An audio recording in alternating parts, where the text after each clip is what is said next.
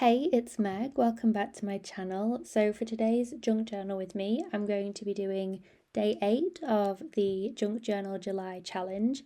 Our prompt for today is observe, and in the collaboration, our host is the lovely Cherie from Crafty Cherie. So I will leave the playlist link down below in the description as always, so you can follow along with everybody's videos.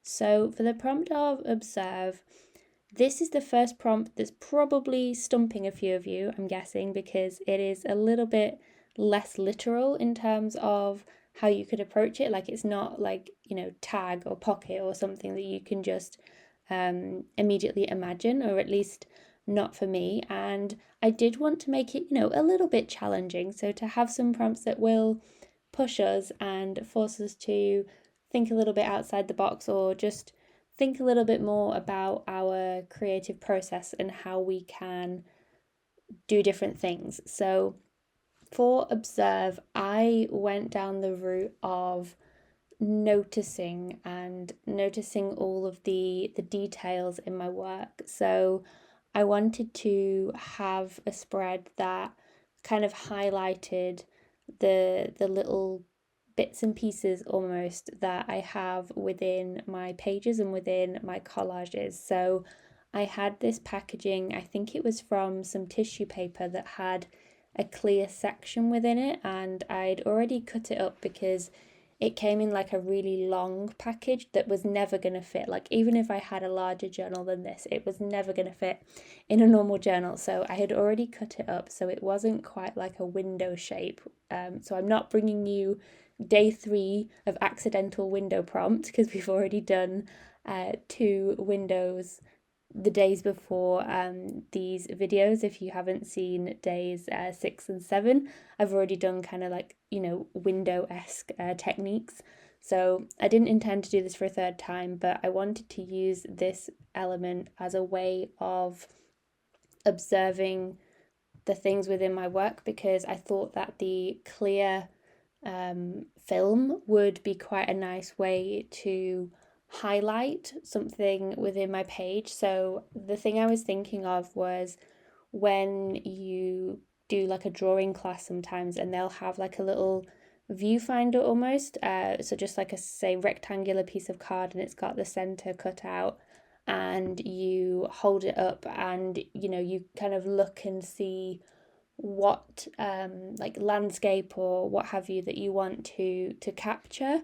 So you're able to kind of just focus in on one particular part, and that's the kind of concept that I was thinking of with observe. And I wanted to be able to create that border that would highlight those details, but it actually ended up being more of a design element and kind of a bit more subtle. So I did put a floral over the top, so it kind of became a bit more of a background piece, but I did really like the way that it turned out. So the first thing that I did was to create a little bit of a collage cluster, and I did actually use some white acrylic paint as well, just to help everything blend in a little bit, because I had some different tones of papers and I just wanted to make everything feel a little bit more cohesive and adding in those different details. So some things were really subtle, and by the time I got to the finished page, you could only see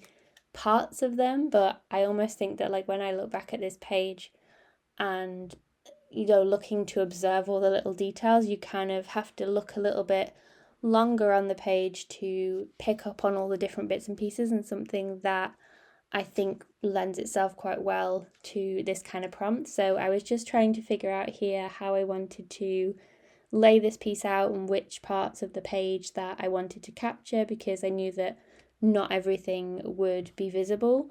So I was just testing like which direction I wanted this to go in, and as I was doing this, I was even thinking, like, not for this page, but for a future page, that something like this would actually be really cool as a pocket or like a tuck spot, because I ended up adding the glue on the 3 sides there where I've got the card, and then the part where the plastic is open was essentially a little tuck spot. And I thought about adding something within it, but I thought, I've done this in day 6. So I didn't want to do something like super similar.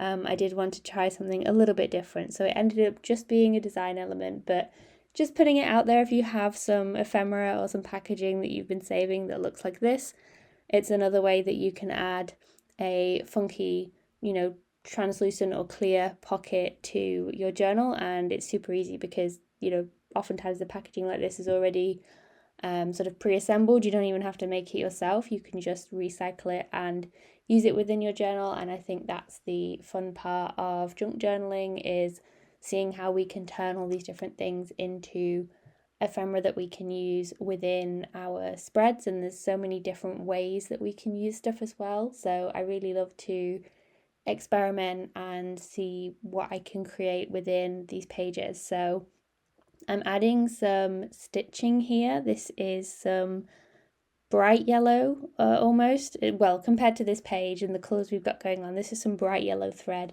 that I'm adding little crisscrosses to. Now, I don't know why I picked such a loud colour. Normally for my stitching, I tend to pick like some sort of shade of pink or maybe a green. But I decided that I was drawn to the yellow, and actually it's a really nice contrast and pop of colour amongst everything else. So I just did 3 crisscrosses. I didn't want to do anything too fancy or too ornate, especially because as I was doing this, I realised that I had threaded the wrong needle. I'd threaded the needle that was too thick, so I was making quite the holes within my page. Probably they were too big for the thread, so not something I'd recommend. But I think that it still turned out fine, and I just tied it off in the back and add some nice texture to my page there, because down at the bottom there wasn't really a lot that was happening on the page. So I wanted to add something at the top as well. So I had this vintage style paper that I thought would look nice and would add some more like rustic feel almost with the colour schemes I had going on. And then I was just deciding where I wanted to add this image to. Now you'll see I actually fussy cut quite a lot. There's a lot of detail within this, so I was being really careful to make sure that I didn't end up ripping this or chopping off any of the leaves. But luckily they are all intact, and I just layered it down here with the other piece of paper that was slightly underneath. So I'm starting to build up that kind of depth and dimension in my page by having things, tucked underneath one another. Like the stitching went slightly underneath the branch at the bottom as well. And then I've just got like a sort of faux like text sticker here that I'm just adding, that sort of melted into the page because it was a little bit like a washi sticker almost, and that just added a bit of detail and interest down in the bottom corner as well, because I was conscious that I didn't want to add so much detail, but I still wanted it to be kind of the little things that I was noticing throughout the page.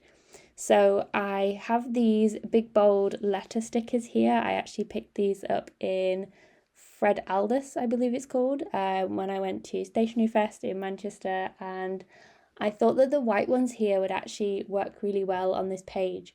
Not for contrast reasons, because you'll see when I actually put the sticker on the page, it doesn't immediately pop off the page. Like the black would have probably been the logical choice if you'd have held up the 2 packets next to the colours that I was using. But for the sentiment that I wanted to have with the word of notice, I thought that the white actually went with it a lot better, because you almost have to properly like notice and look a little bit more in order to see clearly the lettering. So that's kind of the abstract art concept that I was going for, was that you have to notice in order to be able to read the writing. It's not completely illegible. I think it picks up a lot better in person than probably it is for you on camera here. And I was just testing out with the layout whether I wanted it to be horizontal on the page and creeping onto the page on the right hand side, or whether I wanted to stick just on the left hand side. and go vertically up the page, and I decided that it would fit nicely in this space here. So I made sure to start with the last letter of my word. I've learned from my mistakes in the past where I've tried to fit in a word, when you want to have it in like a specific place, and then you end up having to like bunch the letters together at the end because you've completely misjudged how much space you actually had for the letters. So I thought, I'm not making that mistake here.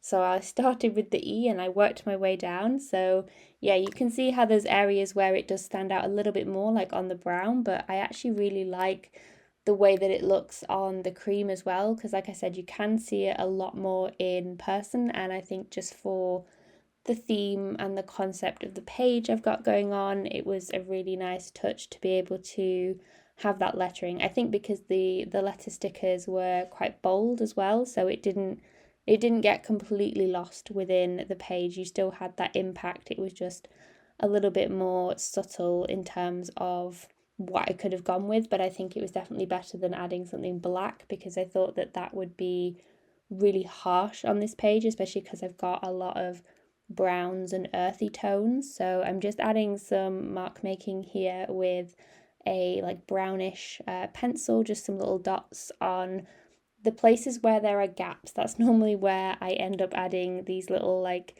I don't know, splotches and blobs and bits of detail and scribbles and things, just to help fill up them areas. And I just feel like it gives my pages a bit more character. Some people are like, why are you even adding these scribbles onto your page? And aside from it just being a fun thing to do, it does add just those little details that all add up in the whole context of the spread when it all comes together. So that is my finished page for the prompt of observe, and I was just adding a bridging piece here for the next day's page because it felt a little bit disjointed. But yeah, that is everything for today's page. So I hope you enjoyed journaling along with me, and let me know what you created for the prompt of observe today.